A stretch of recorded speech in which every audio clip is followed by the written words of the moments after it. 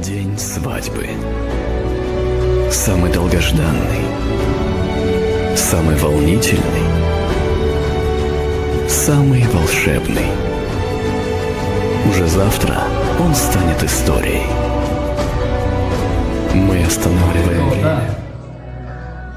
علیجان و اکرام بانو توانستند به وصول یکدیگر برسند. صدای قلبی پرفروششان این لحظه ها به گوش من رسید.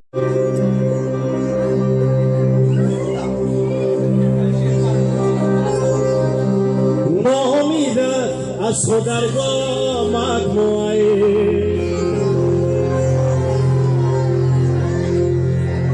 مرچسیم شبم درازتم شبه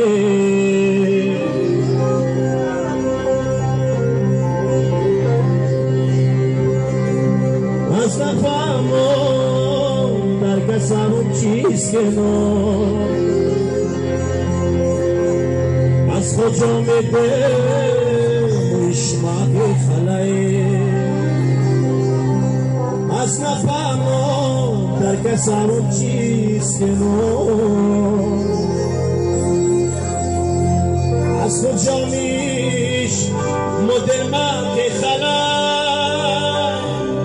تو نکت راستت دانم با خدا سکت زمانم از مشیر جکت نشانم چه سلام اینو پرچتسم تو نکت راستت دانم با خدا سکت زمانم